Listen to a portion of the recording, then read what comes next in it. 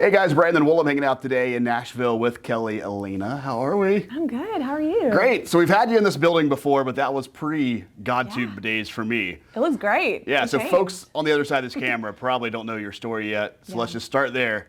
Tell them about the Kelly Alayna story. Okay, well, I was in a duo for about 8 years, and I recently, 2 years ago, we separated. God had us in our own different seasons, and I launched Kelly Alayna, and it's been quite a journey because totally different person. I was more reserved, I guess, as a part of the duo.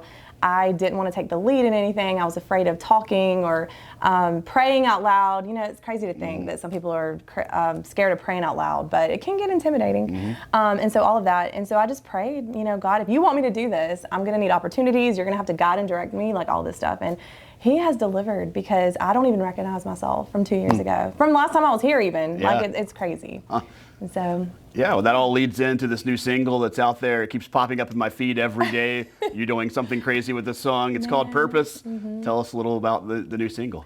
So I love this song so much. It's like an anthem for just Christian creators, or not even creators, just Christians who are out just living their life and they are trying to fulfill their calling, but the world is hard. The world has a way of beating us down. And this is like a pump up, I guess, of no, you know, don't get discouraged. God gives us these lessons and these trials for a purpose. And even if you don't understand why you're in the place that you are right now, keep going, because maybe later you will, and you'll understand exactly why God took you through that, so you can use that to fulfill, you know, what He's called you to do. So I've used Isaiah 43:19. You know, I'm doing a new thing. I'll make a way in the wilderness. Esther 4:14. You were created for this moment, for such a time as this.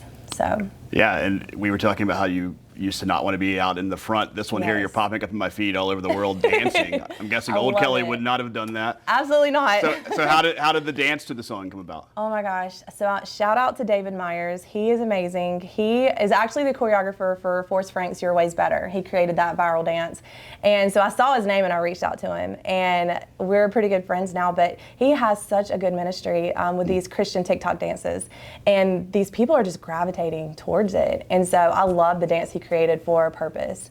And so yeah, got to put some more out there. So if anybody wants to hop on board with it, I have a tutorial on my page. Yeah, and you're at least pulling some of the music out from the older days and rejuvenating it. You played a song today that was with the original duo. Yeah. Talk about that one a little bit. Okay, so Take Me Back to Church it's a song, I say it's my baby because it's so near and dear to my heart. It was the first song I ever wrote.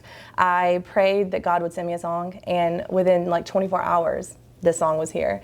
And it's funny, I'm writing a book about it too, actually, because there's a history just behind how it evolved through my duo, Corey and Kelly, that we sang it.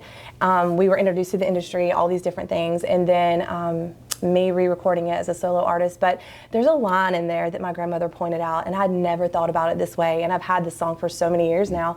But so take my hand and lead me home, take me back to the place where you saved my soul. I've always, even when I wrote this, I was thinking, okay, the song's Take Me Back to Church. You know, I was saved at home, but I got baptized at church. There were so many people that may have been saved at so many different locations. So that part of that line, I wanted to relate to whoever's listening to it. You know, take me back to the place where you saved my soul. But my grandmother was like, that's my favorite line because Jesus on the cross. And I'm like, oh my gosh, I've never thought about it that way. Take me back to the cross. You know, whatever is going on in life, God wants you to come back just as you are. But take me back to that place, that vulnerable place where you saved my soul, so I can get back to the faith. I can get back to a relationship with you. Yeah, it's so interesting that the first song you ever wrote is the one that's like still carrying on all these years later, because most songwriters, when they sit here, they talk about it, they're like, you don't want to hear anything. That was my first song that I wrote. So that's interesting that one is one that's carrying on. Yeah.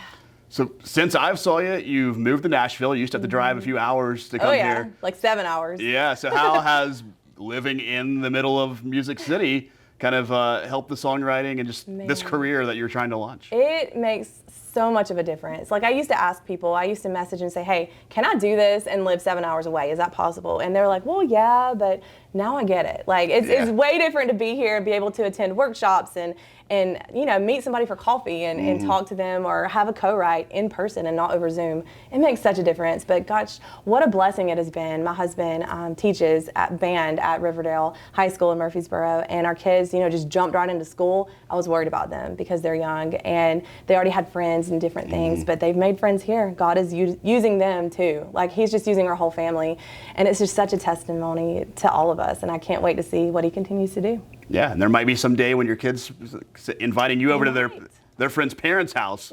That may be some mega superstar that you have to go through a gate to get to, and you're like, what? Oh my gosh. Maybe so, we'll see. Yeah, so what are we looking at for new music moving forward after we get past this single cycle? So I have another song, Detour, and I just recorded it several weeks ago. And Walter Hollowell is an amazing producer. Like, I love working with him. And so I can give him a demo and say, this is what I want, and he'll deliver, like, exactly like what I'm hearing in my head. So keep working with him. That's definitely a God meeting that we had. But yeah, Detour has more of a country vibe to it, I think. I do a lot. I like to teeter in between pop and country, and you know, same message, obviously, Christian. But I'm excited about that one. So I'm looking probably sometime in the fall for that one. I sing at the Row in Nashville every Saturday from 3 to 4. So enjoy doing that. So folks outside of Nashville, they want to see you live. You're always on live, technically, on TikTok. So how can folks get involved in those? Oh my goodness. So my husband and I, we worship together on TikTok Live every night around 9:30 Central Standard Time, maybe 10. It depends on when we get the kids to bed. But we go live, worship, we take prayer requests, talk about what's happening, like just interact with people. And we just have a good time. And yeah, my husband, I play piano, he plays guitar.